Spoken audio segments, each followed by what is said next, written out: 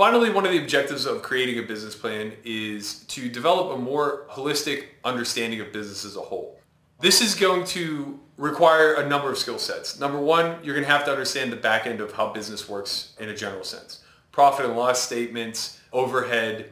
You're going to need to understand the market, where it's soft and where the market is leveling off, or how the ecosystem basically can fail itself.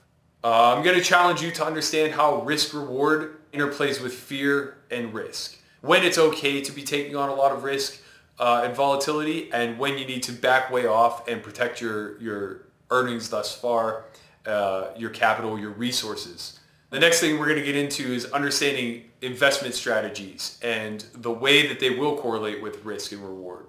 So when talking about proper investing techniques, the first and most important thing in my mind is the idea of forecasting.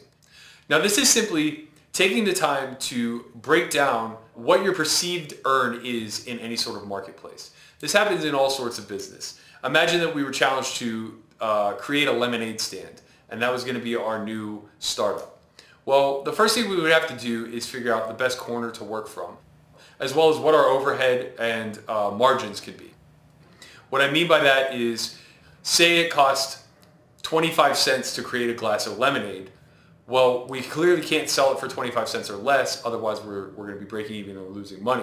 So we need to understand how much we can charge and what that gap is, otherwise known as the margin.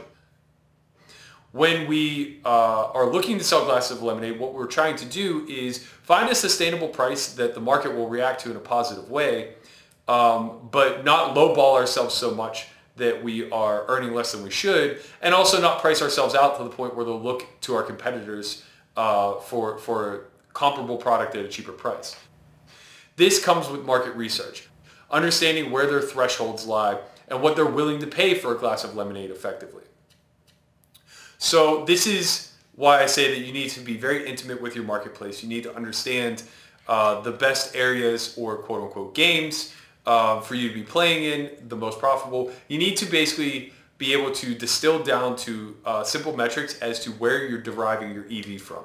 So what mistakes are your opponents making? What's your expected hourly off of those mistakes? How many hours could you possibly put in a given month or year? What's your yearly return? And then how much scalability is there? So in other words, are there higher stakes available? If there are, do your skills translate? Does your hourly comparably move through the ranks? If not, and it decreases slightly, are you able to take on that level of volatility in order to take on a slightly lesser earn in accordance to the blinds, but a much larger earn in accordance to your yearly return?